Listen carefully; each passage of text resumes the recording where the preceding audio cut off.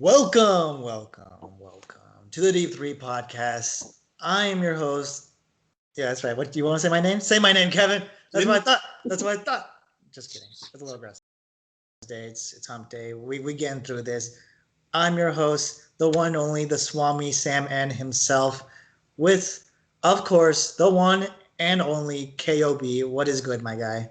Uh, it's finals basketball. It's peak of finals basketball, so I'm just happy that everything's going on. And even with coronavirus, we still got this awesome games going on. I'm thankful. I'm hashtag blessed. Hashtag blessed. That was very uncomfortable. I don't feel good anymore. We should just end this at this point. Let's just end it. All right. But hey, it's not even Thanksgiving. Let Halloween happen, then you can feel that blessing. All right. All right. But I feel like not only is it a blessing, we got a lot of nasty with that face in the background. All right. Tyler Hero. Okay, that kid got some spunk. I don't know if spunk's a cool word anymore, but we're going to use spunk from now on. But that fits for Tyler. Hey, it fits for Tyler exactly. But let's get into this. I got a question for you. All right. How do we feel? Where would we rank this finals matchup in terms of one of the greatest matchups of all time? Where would you rank this in a list? And give me some good examples of a good matchup. In all time, that's tough. I think blowing the 3-1 lead a couple of years ago was probably one of my top favorites just because I saw that. That's always going to be top. I don't know if this is there yet. I mean, unless something happens to the Lakers. But right now, in terms of how fun it is to watch, it's definitely probably one of the best of the past 10 years or so. Dang. Just because I think, there had been so many, Golden State Cavs finals that they were all the same thing by the end. We always knew, what kind of game it was going to be. And this series is the exact opposite, where we never know, who's going to show up this game? Is it going to be Bam popping off? Is it going to be Kelly Olynyk scoring 27 points? Is Jimmy Butler going to put up another triple-double? Is KCP going to make insanely clutch shots? It's all over the place, and I think that makes for really, really entertaining basketball. So in terms of entertainment, I'd put it in the top 3 of the past 10 years. In terms of all time, I mean, I'm a little biased because I think recent finals are more enjoyable. Anything in the 90s was a wash because the Bulls just swept everyone. No, that's fair. Top 3, I guess, is a good point. I feel like we've been getting a lot of washed up with the Warriors nonsense. I don't know. This is tough because it's totally different basketball, right? Yeah. As much as it's still basketball, but it's a different dynamic. We have to all agree that it's not asterisk worthy. It's definitely not an asterisk thing, but the vibe is different. There's no fans. People are gonna say it'd be a different series that the Bucks would be in when they have their fans. And I'm I don't really know. I mean, I think we saw the flaws of this team. And to be honest, if this Miami team had fans, I think it'd be a lot different story for them. So I think number 1 has to go to, if you do this past decade. Oh man, that's tough. That is tough. I think it has to be. I don't think these make the top 5, to be honest. And let me tell you why. The number 1 for me goes to LeBron James winning his first title back with Miami Heat, 2011. We'll just get it off right there. Actually, I'll make it number 2, just out of pure bias. Number 1 goes to my San Antonio Spurs 2014 title and how we demolished the Miami Heat, first off. I'm going to drop that one even further. Number 2 goes to the 3-1. The 3-1 has to go for the Cavs. That one was just amazing. Iconic, blocked by LeBron James on Iggy. Yeah. Iggy's still fearing this man, all right? They're facing up again. He can't hang anymore, right? LeBron killed a man, okay? This man is dead. Number 3, probably LeBron James wins his first title. 4 goes to the Warriors winning their first title with the Curry and crew. I think that was a good one. I agree. That yeah. Okay. And then 5, I think, has to go to the Toronto. I think that's just a great moment overall. Okay. However, I would say in a lot of those matchups, like if you want to put an asterisk on things, then there's going to be a lot of asterisks everywhere. And I think we'll talk about it a little later, so I'll hold off on that. But this is an interesting series. I think it's just a shame that we got some health issues that kind of hindered both sides. Maybe mostly not for the Lakers, but especially for the Heat. Losing their big man, their starting point guard. They definitely were able to fill up some of the voids, but not enough to get the dubs. But my main question here is, do we think that this is still LeBron James's league, or has it passed him by now? I think it's still his league. uh, we've seen it this series especially, but the rest of the playoffs too, is he just, when he gets in his zone, he can just take over a game and pop off and lead his team through whatever they're facing. Is a testament to him and evidence that it is still his league. It is still his title to lose, basically. I don't think that's going to last much longer, especially with all the young talent that we're always talking about. Much longer. It's going to be a little bit more, but not. I'm saying 5 years from now, it's not going to be LeBron's league still. Okay, that's fair. But with people like this young Heat team, just everyone on their hero, especially with like the young people like Luka, Trae Young, even Zion and Ja. I guess Giannis you could lump into the younger side too. We still haven't seen Giannis's peak, I don't think. And so with so many people like that coming up and clearly getting better year over year over year, I think LeBron will soon be pushed to the sidelines a little bit. Dang, that's some bold statement right here. We got clickbait right here. Kevin thinks LeBron is dead, washed up, gone. Like, look, Kevin's gone already. He's already crying at this moment because of his mistakes. Okay, let us just say this: that we thought LeBron was washed up, going 9 of 10 straight finals. The man has evolved with the times, and the thing I want to give him props for was his longevity and impact on the game for almost 2 decades, which is nuts. That's something that Michael Jordan has not done, and that's because he did quit, and he quit on his terms. So I can respect that from Michael Jordan. But let's be real, like LeBron James from pure dominance, we didn't see it with Vince Carter. Vince Carter did not age well over that past 7-8 years. T-Mac, Paul Pierce, they just didn't have the right spot. They didn't have the pure dominance that they came out into the league as, and LeBron has that. Like, as much as I'm a LeBron fanboy, I hated this man for so long because he was so good. You hate him because you hate him. I'm just saying that's kind of the mentality. I think we both agree, and I think even Matt would want to agree on this, is that LeBron goes when Bronny comes to the league and plays one season. Then I think we're good. So maybe 5 years, and then we can call it a day. I think LeBron for sure wants to do the Tom Brady mentality where he quits on his terms, or at least 40. It's like 40. That's like a perfect time to call it. But I think it's a big emphasis because I think people get the idea of confused with the terms of MVP and being like the best player in the NBA. MVP refers to just this season, but I think we need to make it very clear that LeBron James has been the best player in the NBA, because he's even played longer than some of these players in terms of like a Kawhi. He's rested, and let me know how Kawhi's doing in Cancun. He gets a 3-1 blowing right there. So just saying. But I think, in my opinion, if it wasn't for LeBron, we wouldn't have this much great talent because everyone wants to play against him. He's in a way, like a new Kobe face, where it's like LeBron wanted to always play against Kobe. He never got the chance in the finals. But now you got people like a Hero or, Bam, people like that who, they grew up watching this guy.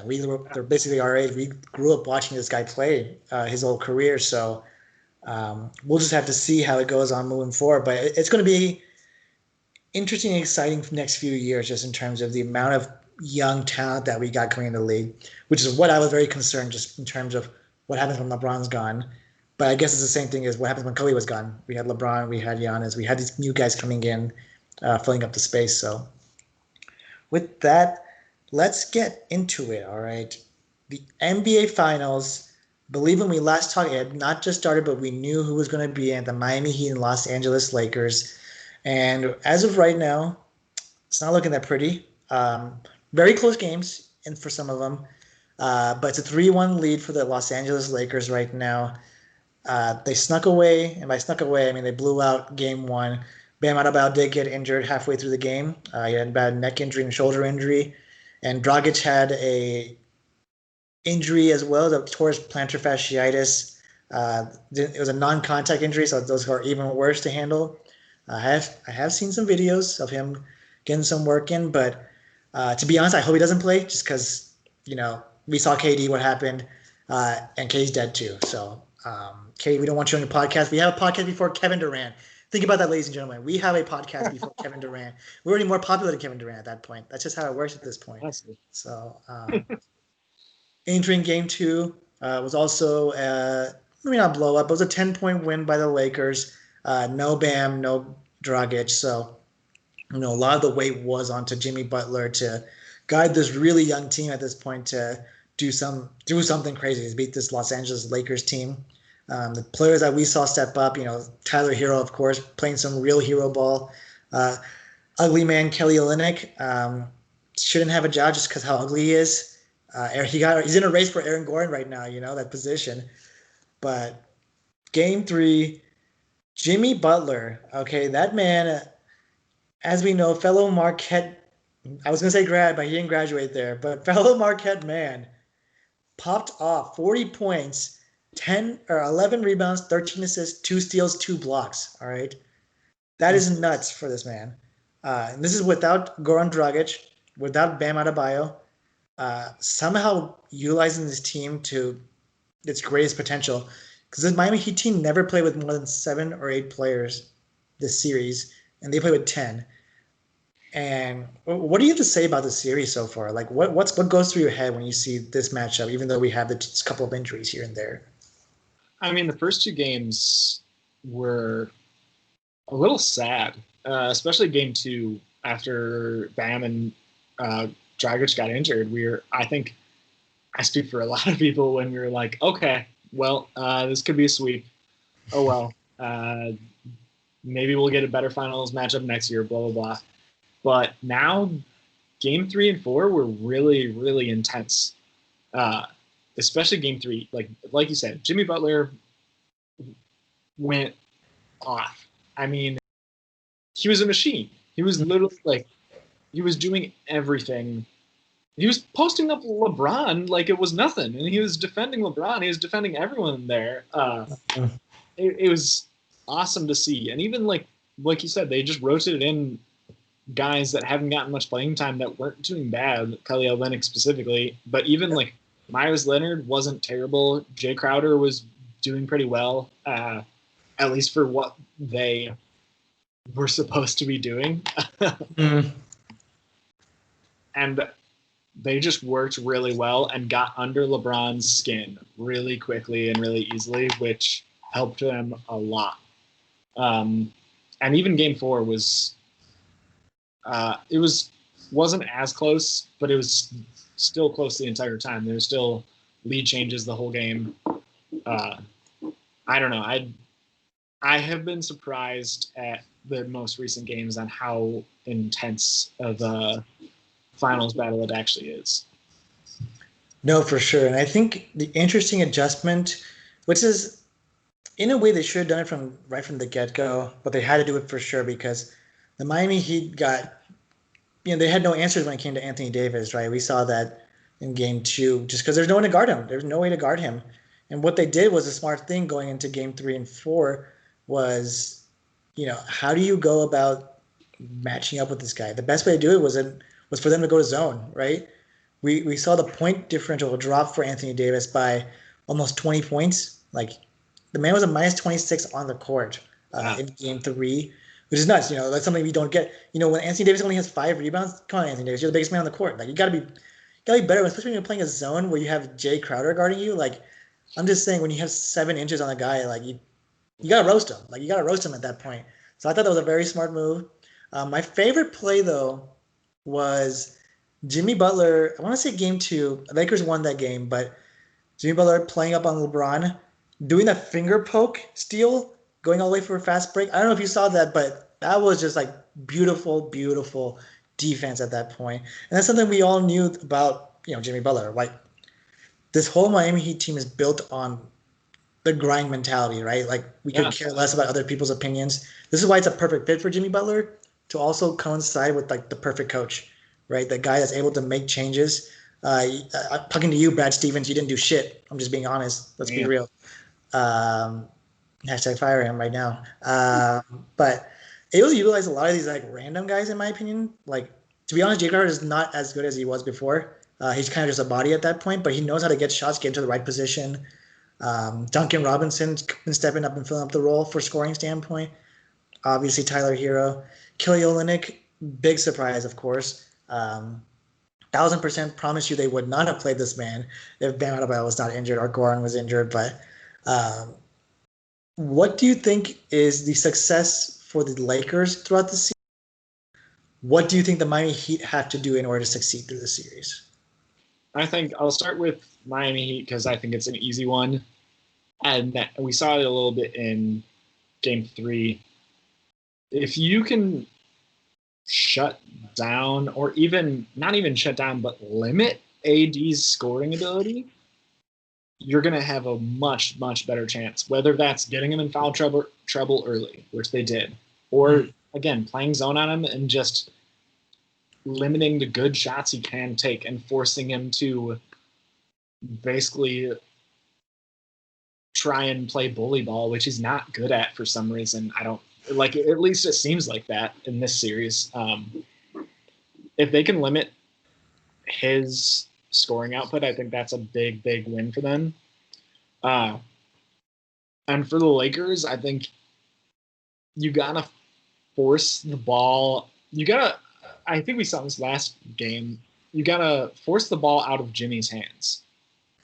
I don't, and not even like limit his scoring. You want him to have the ball as little time as possible, so he can't make the good passes, so he can't make the good plays, because he always knows the right play to make at the right time. It seems like he knows whether to go like drive up the lane or pass it out or do it. Like he knows all that shit. Also, Lakers are getting fucking schooled on screens every single time the Heat have it on offense. The Heat just set up a basic ass screen, pass it to Tyler Hero, shoot an almost open 3 every time. And it's sad how bad the Lakers are defending against that. No, for sure. And let's be real. This team is just built on LeBron, AD, and corner threat shooters. The team does not play defense. And it's really disappointing from the Miami Heat standpoint because they get open shots. Like they get open shots and they're just missing it. Kendrick Nunn, can you please stop shooting the ball when you're 1 for 11? Like, stop it. You're really hurting this team, all right? He really did cost him this last game, to be honest. He's taking a lot of ridiculous shots. You're not Tyler Hero. I'm sorry. I know you're second in the race because Zion was injured and everyone else was trash, but Tyler Hero, you keep the ball, all right?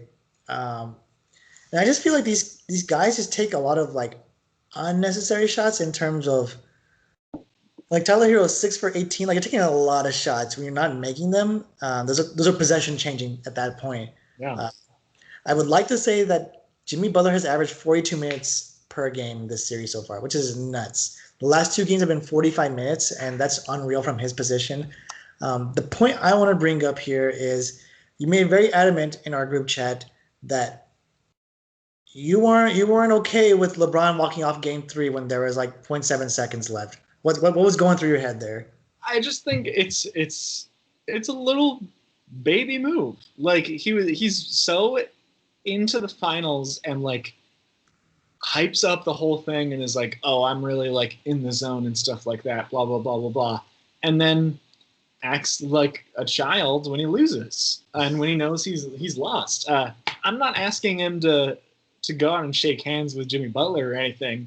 I don't expect that at all. But like, if the game's not over, you stay on the court. Like if it wasn't LeBron James, any other person would get fucking reamed by their coach for doing that. Any other player in the NBA.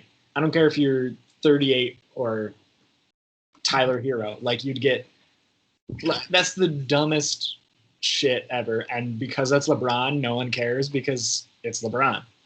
And I just think that's he acts like this role model, and everyone sees him as this role model. Yet he's being a sore loser and walking off the court when the game's not technically over, and forcing someone else to come out to clean up his dirty work.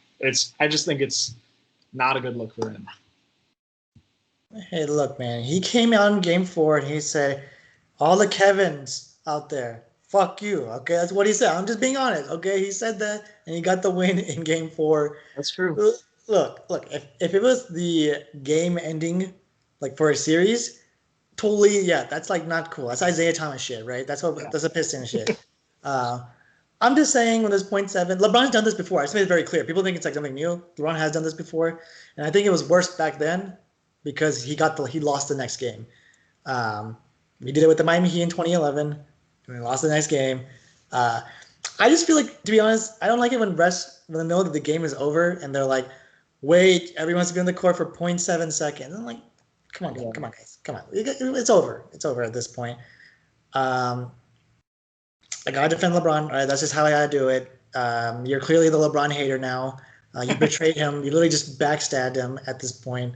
I mean, look at the background. You have a white Miami Heat player in the background right now. What is this? How could I not put this face in the background, though?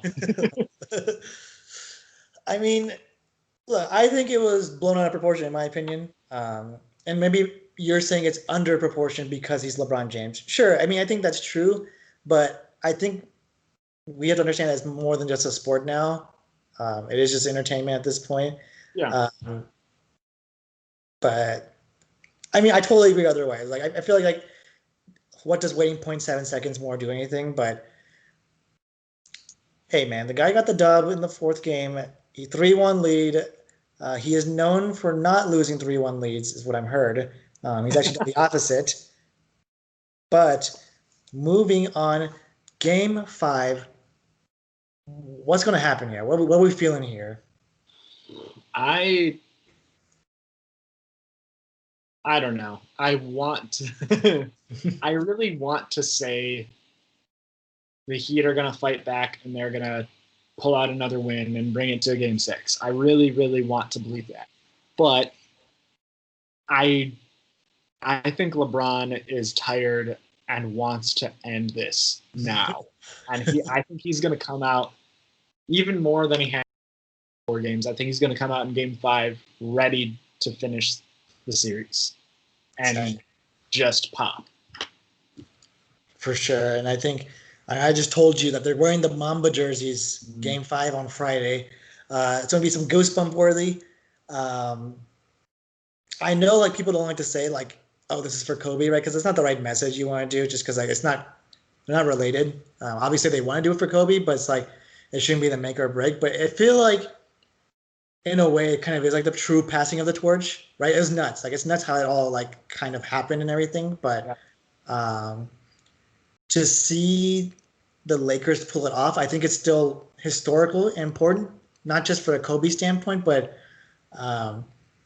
I'm going to keep hyping LeBron, but I think this is really important to the legacy of LeBron, just for someone to do this at his age. Sure, he has Anthony Davis, but I mean, let's be real. Look at the rest of that roster. It's not much to carry on. It's no different than his Cavs team that he's played with. Yeah. An important question for you is this the best teammate LeBron has ever played with? Yes. No hesitation, yes. Dang. What is his other best teammate? Kyrie Irving? Wow, dang, you put Kyrie over D-Wade. Okay, no love for Marquette over here. D-Wade was just hyped there for the alley-oops. No, that's true. That's true. Yeah, Anthony Davis is on some next level shit. Okay, like we haven't seen him play this well in so long, and I don't think he's peaked yet. Surprisingly, I just don't think so because I think he still has another year or two of just pure dominance like this. And I hope this is something that maybe Giannis can look at. I know he's not an orthodox big, but I mean, you're 6'11", dude. Like you got to play like. I think Giannis can be more dominant as a big than as a more of an outside threat because he's predictable on the outside. He can't dribble that effectively. Yeah. We've seen it back-to-back years. We're not doubting Giannis's potential. I think there's so much that he could work on, obviously. We don't get paid millions enough to say that, so we can just say whatever we want without getting in trouble. So Anthony Davis, I think we've had so much criticism of him, but I think he's never got a chance, obviously with a really bad Pelicans team. They finally get Cousins and they're on something. Then he gets an Achilles tear. So he never had a real chance of being a serious threat in the playoffs. And LeBron gave him that opportunity. I'm saying like LeBron is carrying this Lakers team because we saw with Anthony Davis fell apart in these past few games. Like he seemed like he got figured out, but LeBron says, "Bro, what are you doing? You're literally the tallest man here. You're literally the best player here." If the Lakers win, who is your Finals MVP? I think we were talking about it in our other group chat. AD kind of lost it. Like he had it in his hands, and he just hasn't been totally on point. And it's again, especially against a Heat defense that is not big, or not big compared to Anthony Davis. He got shut down in Game 3.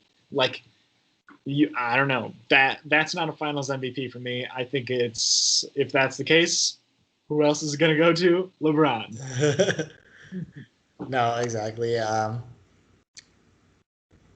feel like you didn't answer my question to Game 5 much. You had some still doubt. I know you're saying you want the Heat, but do you think there's any chance for this Heat to really succeed moving on? Like, is there a chance for them to get 3-1 back, even if Goran Dragic comes back? I think so. I really do. Do I think it's likely? No, not at all. But I think there is a bigger possibility than most people will give them for them to come back to at least push it to minimum Game 6.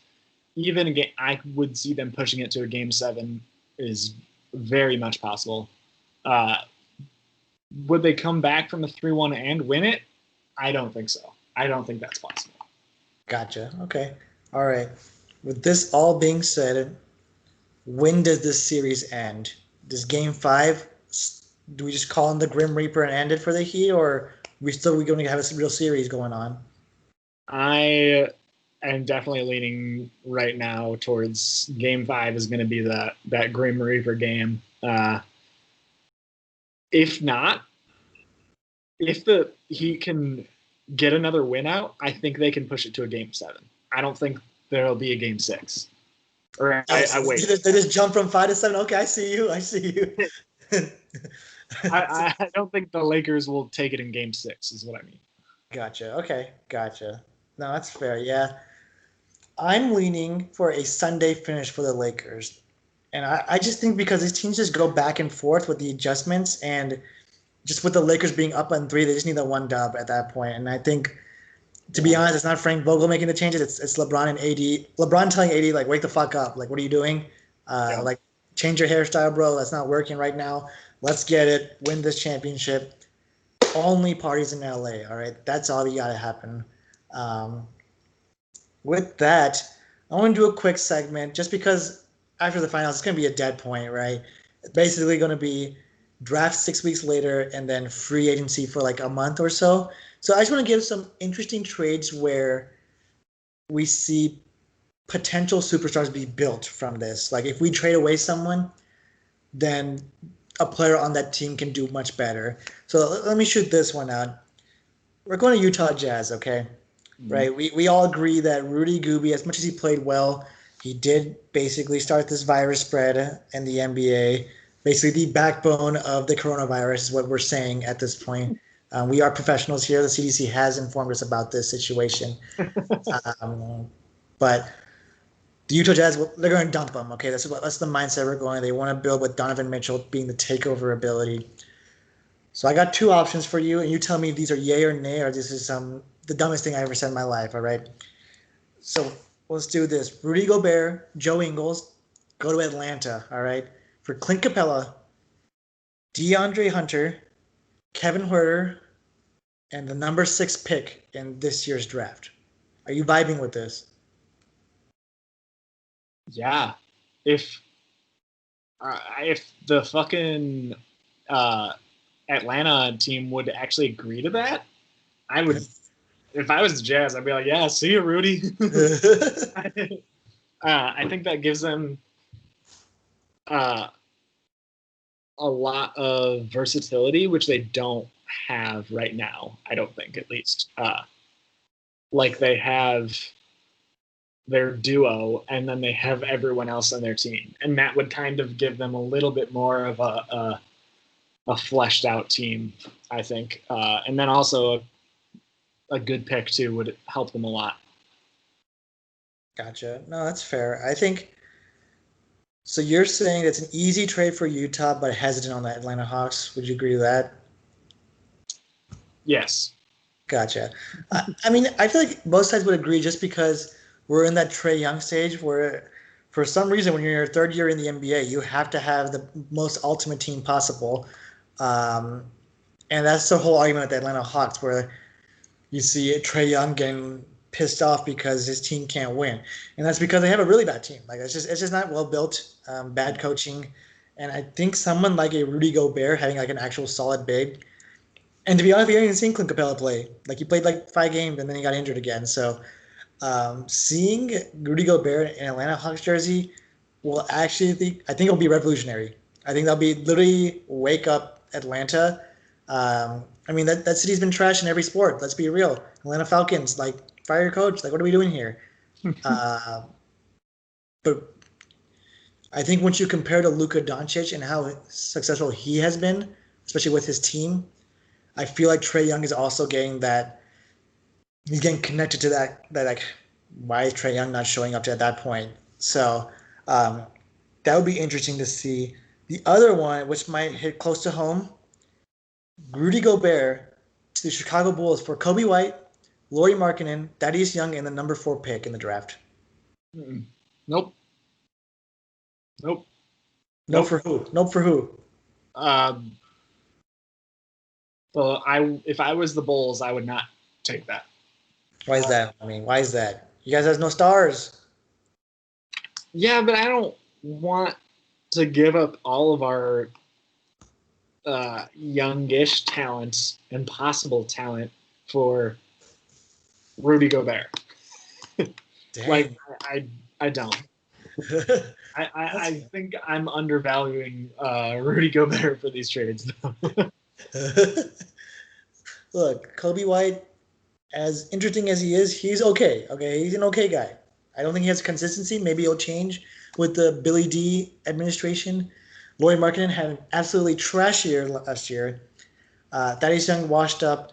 4th pick. I mean, let's be real. We're not really sure how these draft picks would do. I think it's a fair trade. I don't think it's a good trade like going along your lines.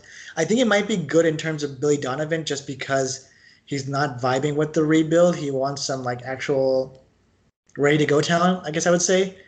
But no, that's a good point. Here's an interesting trade. Straight up, Ben Simmons for Devin Booker.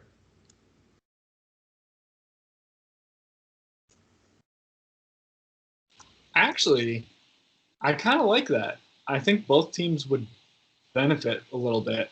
Mm-hmm. Preach.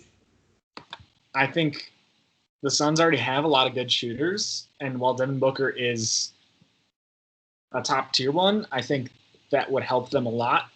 And then I think that's what Philly needs more than anything is a consistent high volume shooter, which Devin Booker exactly is. Yeah, I like that a lot, actually. Okay, I can see that. Yeah, I don't know if it's perfect, but no, for sure. I mean, like you're saying, I think they need actually a high volume shooter, right? For them, I think Philly would actually need someone like a Bradley Beal or like now you're saying a Devin Booker. I think that'd be a solid fit in terms of what they want to do moving forward. I think especially under a coach like Doc Rivers, I think it'd be perfect to go like that. Last trade, all right, last trade. Pelicans trade Drew Holiday to the Nets for Karis LeVert and Spencer Dinwiddie.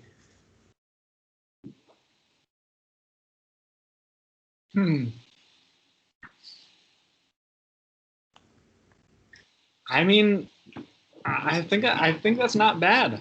I love me some Spencer Dinwiddie, but I think I don't know if he's gonna exactly fit on that team with KD and Kyrie anymore. I don't know. I think that doesn't benefit the Nets as much, but I think they would still be willing to take it. At least that's my mindset of it. But Gotcha. No, that's fair. I think, yeah, like we mentioned before, I think Karis LeVert, Spencer Dinwiddie is an excellent duo. I think they're very up and rising. I think especially with basically they're just thrown under the bus with the Kyrie, KD, president, VP administration there. They got rid of their coach. They got Steve Nash now. Personally, I would want this duo with the San Antonio Spurs. I dumped DeMar DeRozan easily. Think about that. DeRozan to the Nets, that helped them out, get some superstar talent. But I could see that being really successful with this Pelicans team, to go alongside with Zion, Brandon Ingram. Like, Drew Holiday deserves better, right? He wants to be on a winning team. And Pelicans are here just to rebuild. So I think this is like the perfect opportunity for both sides to kind of maximize their talent and skill set for the next 4 or 5 years. Don't worry, ladies and gentlemen, we will have more trades and discussions probably starting next week or so once these finals are done. yeah, Lots of speculation, lots of panicking, lots of coaches, lots of things happened. So with that, Kevin, finish us off here. Again. Email us at the d3pod@gmail.com. Follow us on Instagram, Facebook. Again, I think we have a Twitter. I don't know. Listen on Apple Podcasts or wherever you get your podcasts, Spotify, Anchor, whatever. Anchor, yo. D3 Pod. Yeah. We appreciate all the listens and everything like that. So thanks for listening. Yes, sir. We did reach our 600 listen milestone on Anchor. I tagged Anchor and I thought it was kind of cool because they actually responded back to us. Oh, that's actually awesome. Yeah, I was surprised. I was like, wow, they actually cared about us. Just kidding, Anchor. We love you. But yeah, this is nuts. We never thought we'd get this far. So onward to 700. Let's get it. Have a good one, everyone.